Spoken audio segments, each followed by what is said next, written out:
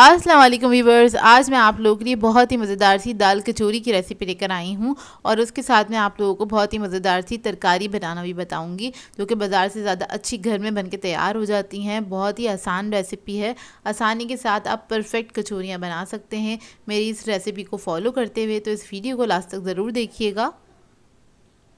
अगर आप मेरे चैनल पर नए हैं तो मेरे चैनल को सब्सक्राइब करें, साथ साथ ऑल नोटिफिकेशन को क्लिक करें। इससे आने वाली मेरी हर नई वीडियो की नोटिफिकेशन आपको सबसे पहले मिलेगी। वीडियो अच्छी लगे तो लाइक एंड शेयर करना ना भूलें। तो चलिए ये रेसिपी स्टार्ट करते हैं। तो इसके लिए हमें चाहिए होगा मैदा 2 कप के बराबर। इसमें ऐड कर देंगे नमक 1 टीस्पून। ऑयल ऐड करेंगे इसके अंदर 3 टेबलस्पून के बराबर। इसको मिक्स करेंगे अच्छी तरीके से। मिक्स करने के बाद थोड़ा थोड़ा सा पानी ऐड करेंगे और एक अच्छा सा डो बना लेना है। ना ज़्यादा पतला होगा ना ज़्यादा इसको सख्त रखना है आपने। बस थोड़ा थोड़ा सा पानी ऐड करेंगे, उसका डो बना लेंगे और इसके अंदर आपने ऑयल ही ऐड करना है, घी वगैरह ऐड नहीं करिएगा क्योंकि ये वाली जो कचौरियाँ बनती हैं थोड़ी सी सॉफ्ट होती हैं, तो उसके लिए हम ऑयल ही ऐड करते हैं। तो देखिए इधर मैं आटा गूंद रही हूँ और ये आटा जब सिमट जाएगा तो हमें इसको हल्का सा नीट करना है, तकरीबन 5 मिनट तक अच्छा स्मूथ कर लेना है इस आटे को। तो ये देखिए बस इसको मैं नीट कर रही हूँ। जब तक ये स्मूथ नहीं हो जाता इसको मैं इसी तरह से नीट करती रहूँगी। 5 से 7 मिनट लगते हैं इसको नीट करने में, ज़्यादा टाइम नहीं लगता है। तो देखिए आटा हमारा नीट हो गया है। अब इसको मैं बाउल में करके रख दूँगी तकरीबन आधे घंटे के लिए, रेस्ट के लिए इसको रख देंगे कवर करके। अब आ जाते हैं दाल की तरफ। तो इधर मैंने ली थी मूंग की दाल आधा कप के बराबर।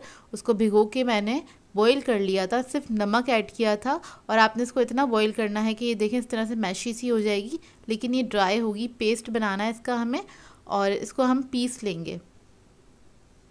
तो बस इसको मैं पीस लूँगी और इसके अंदर पानी नहीं होना चाहिए, बगैर पानी के ही आप इसको पीसेंगे। बस बॉईल करके आप इसको निकाल लीजिएगा। उसके बाद इसमें पानी वगैरह ऐड नहीं करेंगे, इसी तरह से बस इसको मैं पीस के रख लूँगी। एक थिक सा पेस्ट बन जाएगा इसका। अब आ जाते हैं तरकारी की तरफ। तो उसके लिए हमें चाहिए होगा 2 टेबलस्पून ऑयल। ऑयल को थोड़ा सा गर्म होने देंगे, फिर हम इसके अंदर ऐड करेंगे कुटी हुई लाल मिर्च 1 टीस्पून के बराबर। सौंफ ऐड करेंगे 1/2 टीस्पून। कलौंजी ऐड करेंगे 1/2 टीस्पून। साबुत धनिया ऐड करेंगे इसमें 1/2 टीस्पून। नमक ऐड करेंगे 1/2 टीस्पून।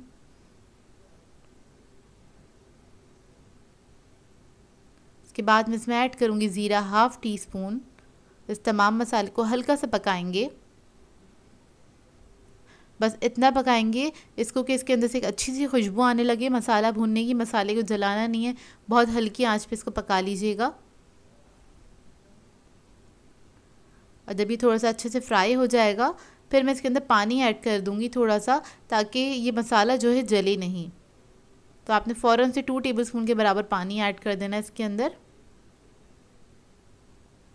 पानी ऐड करने के बाद इसको मिक्स करेंगे। फिर मैं इसके अंदर आलू ऐड कर दूंगी। तो पानी मैंने इसलिए ऐड किया था कि ये मसाला जले नहीं। तो इधर मैंने लिए थे 3 आलू मीडियम साइज़ के, इसको मैंने बॉईल करके हाथ से ही मैश कर लिया है। हाथ से इसलिए किया है कि थोड़े मोटे मोटे आलू चाहिए हमें, बिल्कुल बारीक नहीं चाहिए।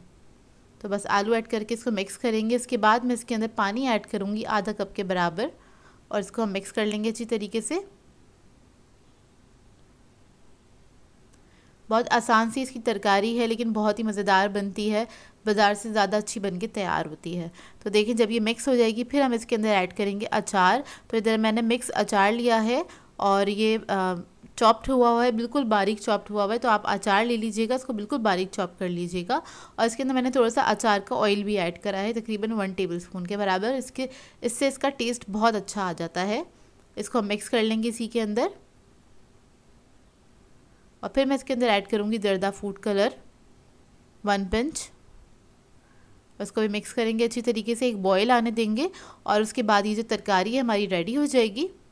तो ये देखिए तरकारी रेडी हो गई है, फ्लेम ऑफ कर देंगे। अब आ जाते हैं कचौरियों के आटे की तरफ। तो आटा हमारा रेडी है, इसको मैंने आधे घंटे के लिए छोड़ दिया था। तो देखिए कितना सॉफ्ट हो गया है। इसको मैं हल्का सा नीट करूँगी। और नीट करने के बाद इसके मैं पेड़े निकाल लूँगी छोटे छोटे। अच्छा ये आपके ऊपर डिपेंड करता है आप लोग किस साइज़ की कचौरियाँ बनाना चाहते हैं, छोटे साइज़ की बनाना चाहते हैं या फिर बड़े साइज़ की बनाना चाहते हैं, तो इस हिसाब से आप इसकी पेड़े निकाल लीजिएगा। तो मैं बस इसमें से छोटे छोटे से पेड़े निकाल रही हूँ। सबके मैं इसी तरह से पेड़े निकाल लूँगी। थोड़ा सा ऑयल लगा है हाथ पे, इसके अंदर आटा वगैरह यूज़ नहीं करिएगा। अगर हाथ पे आटा चिपक रहा हो तभी आप ऑयल लगाइएगा थोड़ा सा। तो देखिए सारे मैंने पेड़े निकाल लिए थे। इसके बाद एक पेड़ा लेंगे, इसको हाथ पे हमने इस तरह से बड़ा कर देना है और दाल जो हमने पीस के रखी थी वो इसके अंदर हम स्टफ़ कर देंगे और दोबारा से इसका पेड़ा बना लेंगे इस तरह से। और पेड़ा बना के हमने इसको क्लोज़ कर देना और इस तरह से रख देंगे। तो जितने भी पेड़े बनाए थे मैंने पहले, उसके अंदर सबके अंदर मैं दाल इसी तरह से स्टफ़ कर दूँगी। ये देखिए इस तरह से, और सबके मैं पेड़े बना के रख लूँगी। तो देखिए सबके मैंने पेड़े बना लिए हैं। काउंटर पे हम लगा लेंगे थोड़ा सा तेल और इसको हमने हाथ की मदद से ही इस तरह से फैला लेना है। ये देखिए आहिस्ता आहिस्ता से, ये फटे नहीं, इस बात का ख्याल रखिएगा। अगर ये पूरियाँ जो हैं कचौरियाँ फट जाएंगी तो ये फूलेंगी नहीं। ये देखिए इस तरह से आपने इसको फैला लेना है और इस तरह से फैला के हम साइड पे रखते चले जाएंगे। और ऑयल की मदद से आपने फैलाना है, बेलन का इस्तेमाल नहीं करिएगा, हाथ से ही आपने इस तरह से इसको बस फैला देना है। ऑयल ले लेंगे, ऑयल मैंने गरम करने के लिए रख दिया था, अच्छा गरम ऑयल होना चाहिए, उसी के अंदर इसको हम फ्राई करेंगे। तो देखिए इस तरह से हम कचौरियाँ डाल देंगे ऑयल के अंदर और इसको हम फ्राई करना स्टार्ट करेंगे। जब अच्छा गरम ऑयल होता है तभी ये फूलती हैं, और ठंडे तेल में आप इसको डाल देंगे तो ये फूलेंगी नहीं।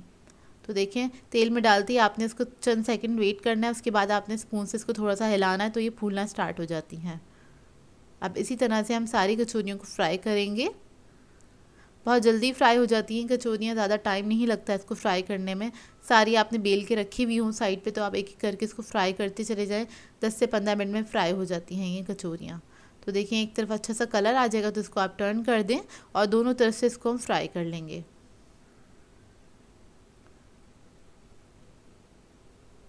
तकरीबन 1 से 1.5 मिनट लगता है एक कचौरी को फ्राई होने में। तो देखिए कचौरियाँ हमारी फ्राई हो गई हैं। अब इसको हम निकाल लेंगे और इसी तरह से मैं एक एक करके सारी कचौरियों को फ्राई कर लूँगी। तो देखिए मज़ेदार सी कचौरियाँ हमारी रेडी हो गई हैं और ये बहुत ही मज़ेदार बनी थी। आपने ट्राई ज़रूर करनी है रेसिपी को और अपना फ़ीडबैक ज़रूर दीजिएगा, बताइएगा ज़रूर कैसी लगी आपको ये रेसिपी। बहुत सॉफ्ट बनी थी और बहुत ही मज़ेदार थी। ये देखिए इसका फाइनल लुक। आई होप आपको ये सिंपल सी रेसिपी अच्छी लगी हो। सो व्यूअर्स, अगर आप लोगों को मेरी रेसिपीज़ अच्छी लगती हैं तो मेरे चैनल को सब्सक्राइब करें, लाइक करें, कमेंट ज़रूर किया करें, शेयर भी ज़रूर किया करें अपने फ्रेंड्स के साथ, फैमिली के साथ। तो मुझे अपनी दुआओं में याद रखिएगा। अल्लाह हाफ़िज़।